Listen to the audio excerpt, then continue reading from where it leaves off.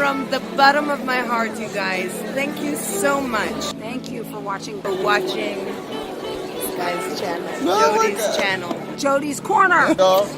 My favorite. Thank you so much.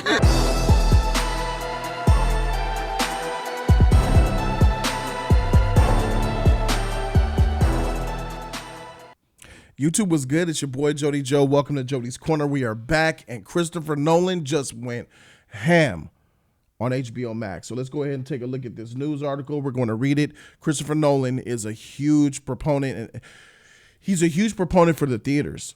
And with everything that HBO Max has done in 2021, choosing to get like 17 of its movies and release it strictly on HBO Max, it's ruffling feathers. And Christopher Nolan's feathers are pretty big to ruffle because he's one of the most sought after directors in Hollywood. He spoke out against his own bosses, you should say, I don't know, contract with. So many insiders is blindsiding things, and we're looking at the actual quotes from Nolan himself. It says, he said, some of our industry's biggest filmmakers and most important movie stars went to bed the night before thinking they were working for the greatest movie studio and woke up to find out they were working for the worst streaming service. God damn, bro, this is shots fired. Nolan is pissed. He just came out and just persecuted the company that he's been in business with since 2005 with Batman Begins and all. I don't know. He's been in business with them for decades now. He just called them the worst streaming service. Now, a lot of people are making the news of like the most damning thing he said was he called them the worst streaming service. Well, in my opinion, as far as content goes, they're not. But as far as the move that they made, I could see how morally, ethically they are. But the most damning piece for me is the first part. He said some of the industry's biggest filmmakers and important movie stars, think of your Leonardo DiCaprio, your Mel Gibson, Tom Hanks, your Denzel Washington, stuff like that. They went to bed the night before thinking they were working for the greatest movie studio. You know what I mean? That is huge to me because so many high-level A-list celebrities and directors, producers were looking at thinking that things were fine the night before until the next day, understanding that they're not working for the greatest movie studio. And he also alluded, and why this is important is because it just happened so fast. Nolan said that it happened too quickly and they didn't tell anybody that they were going to do this. They just made the decision. All right, all these movies, that's it. It's going on HBO Max. Here's the press release. Here's the trailer. Wonder Woman 84 going straight to HBO Max. Everything to HBO Max. Dune, Matrix 4, Godzilla King of Monsters. Let's go. Let's make it happen. And it just doesn't work that way. You know, you're gonna ruffle feathers. And Christopher Nolan is the last person's feathers you want to ruffle because he's been your bread and butter for the longest time. You don't want to see him walk to another studio. But basically what I see here is that the writing is on the wall. Christopher Nolan is probably going to leave Warner Brothers and look to ink a deal out with someone else. I got to look at his contract and see how that stuff works, see if he could just leave free and clear and see. But until then, based off what I read here and the way he feels, he's out of there. He also added, Warner Brothers had an incredible machine for getting filmmakers work out everywhere, both in theaters and in home. And they are dismantling it as we speak. They don't even understand what they're losing. Their decision makes no economic sense. And even the most casual Wall Street investor can see the difference between disruption and dysfunction. These are huge words coming from. Now, let me tell you guys something. I know that Christopher Nolan has probably rubbed you guys the wrong way in the last 6-7 months because when it came to Tenet, what did he do? You know, he put Warner Brothers' feet to the fire and said, look, my movie is not to be delayed. My movie is to release, and release it did. It came out during the pandemic. It made $360 million. Didn't really make the money because theaters are closed, right? But what does that mean, though? he stood up for what he believed in. He didn't bow down to the studio. He told the studio, "Hey, you're going to release my stuff in theaters, and this is just the way it is." And I respect that for him. I respect that from him. You know what I'm saying?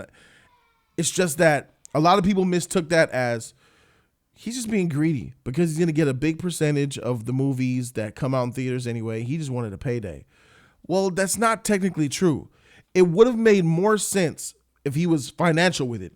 I believe his idea was to save the theatrical experience, because if his idea was to make money, he would have agreed to the delay, and he would have released when video on demand and theaters were available, and then make the most money that way so he could get more money in return.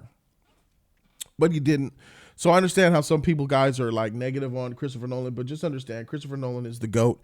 He's the best director in Hollywood today. He's my number one guy, and he's responsible for some of the greatest films that I have ever seen. Interstellar being one of them. On the now infamous morning, Ann Sarnoff, who's uncertainly titled as chair and CEO of Warner Media and Network Group and Warner Brothers Film Studio chair Toby Emmerich, called the heads of the major agencies to drop the bombshell. Warner's was about to smash the theatrical window, sweeping its entire 17-picture 2021 film slate into its faltering HBO Max streaming service. Debuting them on the same day that it would open up in theaters could admit customers. Surprisingly to some in the industry, sources say that the idea was the brainchild of Warner Brothers COO, Chief Operating Officer, Carolyn Blackwood, who, looking at a relatively weak 2021 slate, saw an opportunity to avoid the humiliation of potentially bad grosses while currently favoring with stream-obsessed higher-ups like AT&T. So this woman was doing all of her due for AT&T. That's what they're saying. The instant response in Hollywood was outrage and a massive grinding for battle. Quote, "Warner's has made a grave mistake. Never have this many people been upset with one entity. Like others, he spent much of the day dealing with calls from stunned and angry clients. And that swooshing sound you hear? It's the lawyers stroking their blades as they prepare for battle. The Warner's was self-dealing in shifting these movies to its own streamer, perhaps, or that the company acted in bad faith. Some talent representatives say that the decision affects not only profit participants, but others who have worked on films, as the movie might affect residual payments. They expect and hope that the guilds will get involved. Screenwriters Guild of America will get involved for sure. I believe that. But look, someone like, let's use an example. Robert Downey Jr. in the MCU. Robert Downey Jr. made cash up front, I believe $30 to $40 million for Avengers Endgame. That's like, hey, Tony, I'm Kevin Feige. Thank you for doing what you've done. Here's the contract. We're going to give you $40 million to do Avengers Endgame. Boom, done. That's the payment. But Tony Stark. Robert Downey Jr. has a clause in his contract where if a movie makes a certain amount in the box office, you get a bonus. If a movie makes a certain amount in the box office, you get a certain percentage. Robert Downey Jr. made $75 million plus off of one movie, Avengers Endgame. Avengers Endgame went on to make $2 billion, and Robert Downey Jr. got a $75 million plus payday just from one movie, folks. That's a lot of money. That's a lot of money. Scarlett Johansson got paid heavily from that. It's a lot of money that went out to these actors because they're part of such a big film that grosses so much money in the box office. How are you going to do something like that? How are you going to figure out who gets what when you're selling subscriptions? Subscriptions that are made at all times, every hour. You don't know who's subscribing for what content. How do you do that? What was Warner Brothers going to do? Were they just going to sit on that money?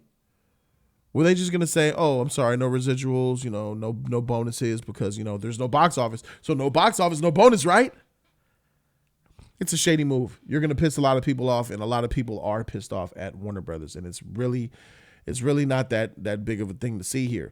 So many in Hollywood think that Warner Media opted for this drastic move to play to streaming It infatuated Wall Street and to redo the botched launch of HBO Max, because they say HBO Max was a failure at launch, which is why we got films like Snyder Cut to try to boost the awareness of it.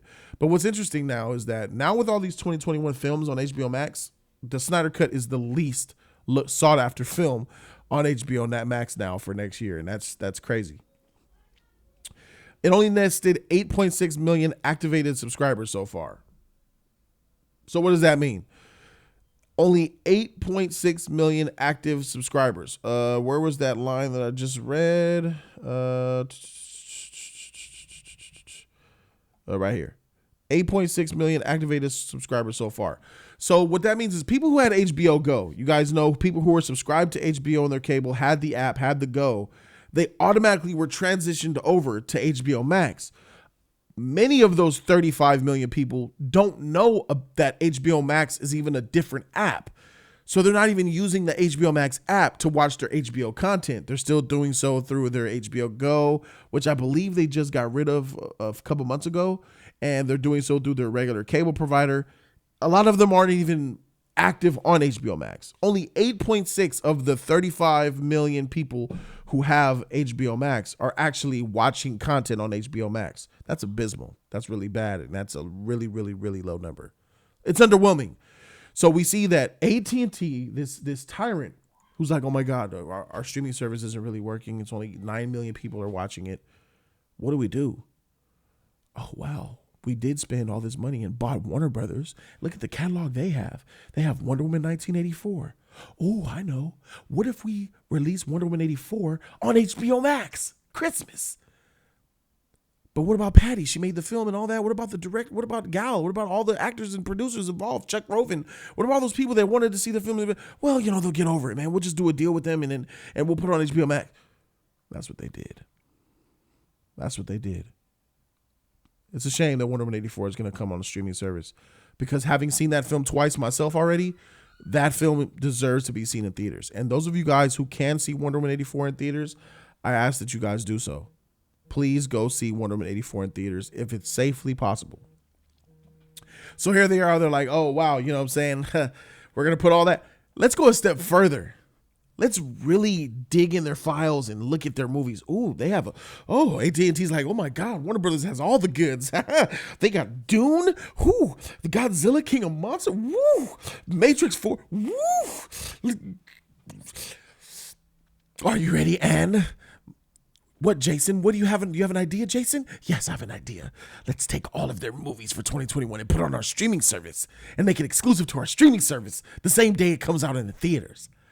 People don't want to go to the theaters. It's closed anyway. They're going to go sit at home in their dark room and watch our movies on their phone. They're going to watch it on their phones and their tablets and their consoles.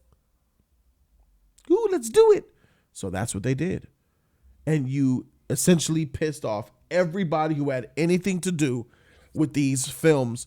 And Christopher Nolan being at the forefront, being a Warner Brothers employee of sorts, looking at you guys and calling you guys foul, calling your streaming service whack, and saying that you guys are no longer the greatest movie studio. It's just this. When I knew it when Wonder Woman came out, and I'm telling y'all, I know a lot of you guys disagree with me, but I knew it when Wonder Woman was going to theater. It was a huge mistake. It was a huge mistake to take a blockbuster film that was going to make $1 billion. It was going to garnish. Wonder Woman 84 if you just delayed it 10 months, it could have gotten you $1 billion, $1.5 billion initially. And then you throw it to HBO Max. It's just not, it's a degrade. It's a disrespect. You think Denis Villeneuve signed up to do Dune to get it to be seen on someone's cell phone? No, that thing is supposed to be in theaters. We're talking about movie stars, red carpet premieres, press releases, the theatrical experience of going to get your popcorn and all that. All that stuff is important to people. It's not just the money. Even before Warner Brothers made his play, they were grumbling amongst agents that Sarnoff, who has been on the job for more than a year, yet had to get acquainted with key players on the film side or make much of an impression at all. That's why many are focusing their wrath on Toby Emmerich. Toby's passion is only about managing up. says one agent who represents a major Warner's talent. By the weekend following the announcement, Emmerich was calling important filmmakers with projects set for 2022. Batman. And here's what I'm saying. This is bullshit. Here's where things are biased and it's bullshit. Because you delayed Batman to 2022, knowing you could have released it in 2021. It could still come out next year. But they put it to 2022. Why? Because Batman's protected. We're going to protect Batman because that movie needs to be seen in theaters. But this Wonder Woman, will use her as a sacrificial lamb to give that boost of content. But Batman will say it's delayed to 2022 and then we'll announce HBO Max so people don't tie them together. Well, guess what, Warner Brothers? I'm tying them together. I see your plan. I see what you guys have done. I see what you guys are doing. Flashpoint, you delayed that. That's going to be the biggest grossing film of all time because you have Michael Keaton's Batman, you have Ben Affleck's Batman. Flashpoint is going to make probably $2 billion. When everything's back to normal, that movie is going to make so much money, it's ridiculous. And they push that to 2022 as well. So I'm on to you guys. You guys are slick. So according to a source, Toby tried to soothe In the Heights director John M. Chu by pointing out that the movie was still getting a global theatrical release, but industry insiders said that the studio is pretending that pirates won't pounce as soon as these films are on streaming on HBO Max. As soon as one does, there's an excellent version of the movie everywhere immediately, says an industry veteran. So let's talk about that. And this is something that I feared, but it's real. Let's talk. Jody's Corner does nowhere, no way encourage pirating and think that it should be done. I am against it. But let's keep it a buck. When Wonder Woman 1984 comes out on HBO Max, that very same day, it's going to be in 4K all over the internet for you to download. You will not need a subscription because only thing that people are going to do is they're going to get their capture cards. They're going to stream HBO Max on their TV. They're going to completely record the film in Dolby, all that amazing quality, and they're going to upload it to the internet for everyone to watch in high resolution because they're just copying it from HBO Max. I can do it. Anyone with a computer can do it in a capture card. It's what we could do, and that's what people will do, and it's going to be everywhere. So that means a lot of the subscriptions that you thought you were going to get are just going to pop up on these free sites that a lot of people have in their phones already, right? No, we don't really have them, do we? So a lot of people are going to be seeing their Wonder Woman 1984 without even giving the subscription. They're just going to watch it. And another thing that I fear is that Wonder Woman 1984 is going to release a whole week internationally before it hits the United States. Spoilers are coming. Because once it releases over there, they're going to dub it, they're going to copy it, and it's going to be all over the world. It's only a matter of time. This thing is doom and gloom. It's just not good at all. This guy is completely on point. Warner Media's decision to attack without warning may be understandable given the blowback that was foreseeable. But too many insiders blind-spotting talent and their reps seem like it's an insult. Sources say that studio president Courtney Valenti was one of the Warner executives who dared to speak up about the need to reach to key creative partners, but she was quickly hushed.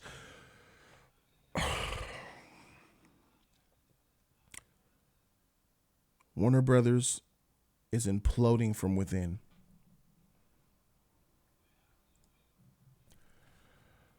Warner Brothers, since being acquired by AT&T and they started to meddle, ruined Warner Brothers. This is not Warner Brothers' fault. And I want you guys to know that. Warner Brothers was moving forward fine.